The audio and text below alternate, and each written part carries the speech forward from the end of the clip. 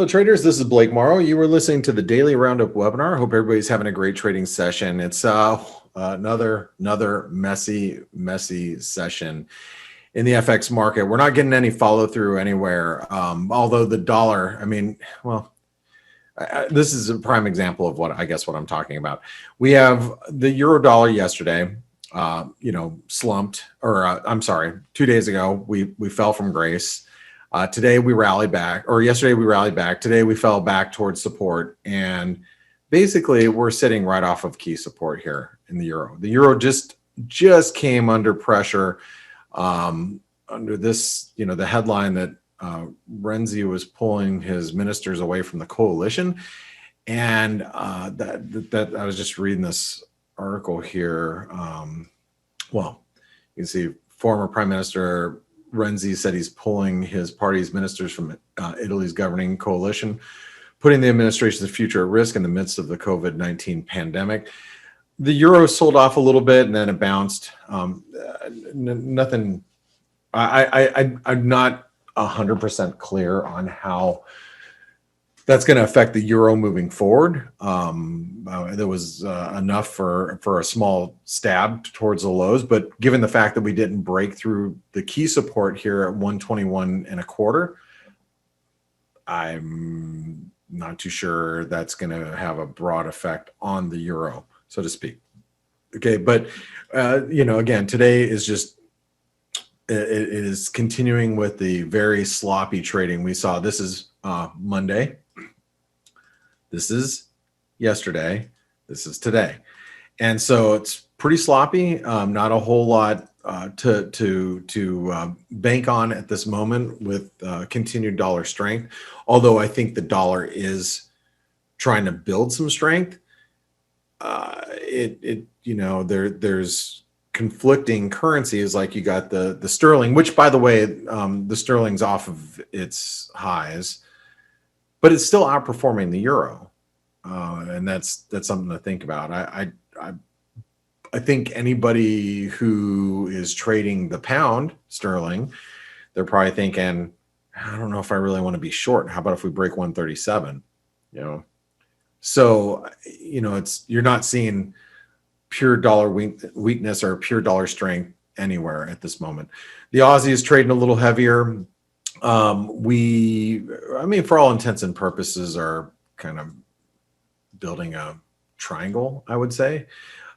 You could probably argue that it looks something like this, some sort of consolidation triangle, which also means that we have to, there's a lot of work just to make it push a little bit lower. We'd probably have to break back through 77 cents or so. The Kiwi, maybe have a nice little head and shoulder pattern developing here. Let's get rid of that. I think this is worth noting for now.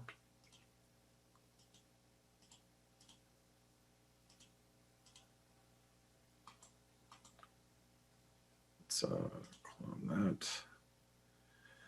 So I think that's worth noting at the moment, but it hasn't signaled that we're ready to break down. We have to break below 71.50, this support here, to really, get the currency moving. Dollar Canadian's trading heavy. We're near our lows of the session, even with crude oil trading week, which is, to me, it's a little surprising. The dollar Mexican peso still following the Wyckoff,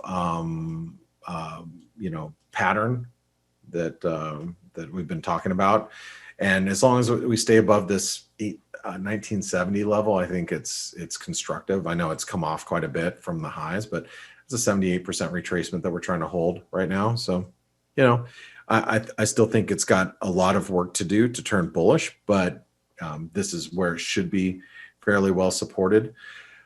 The Swissies kind of hanging out, not really doing much. The US dollar Norwegian krona is not too far away from a channel resistance. I think we should be paying attention to that.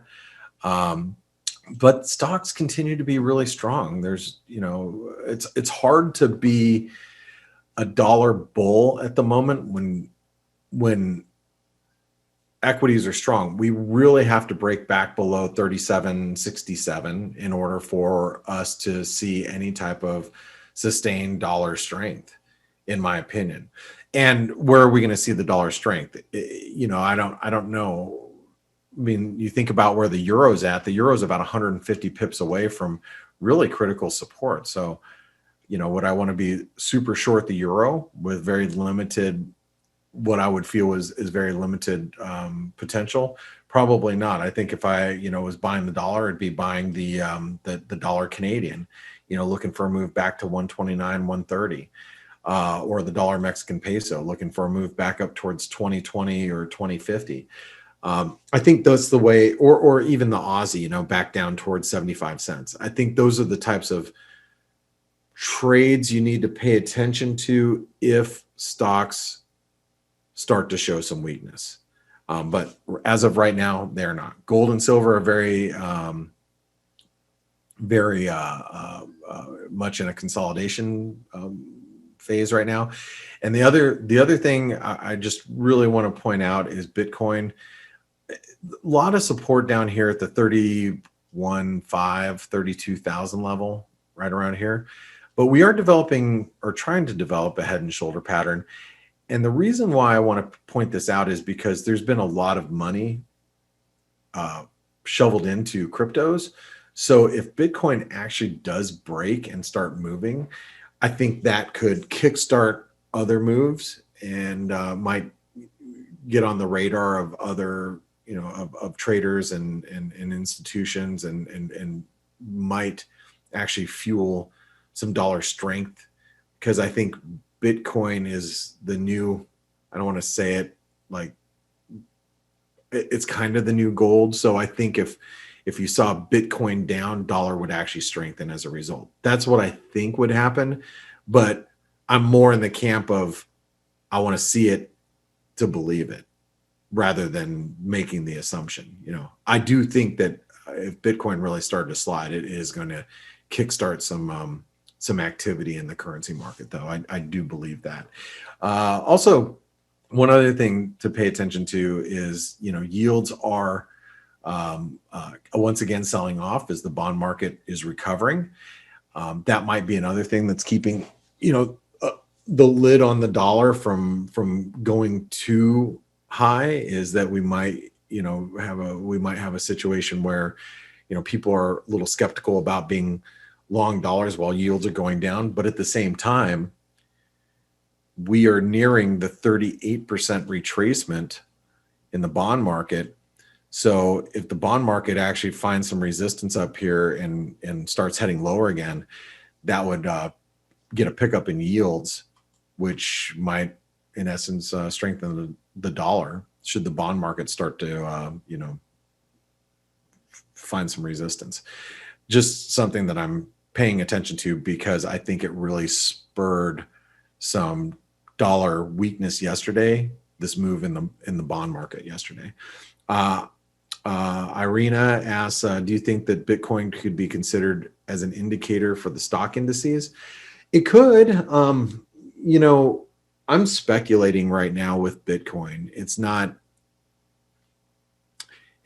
for me a strong correlation, or I don't have enough evidence to really make that decision or to make that statement right now. But I think what we have to do is watch Bitcoin carefully, because if we do break this trend line, it might actually create some volatility in other markets, whether it's equities or the dollar or gold. I'm not sure.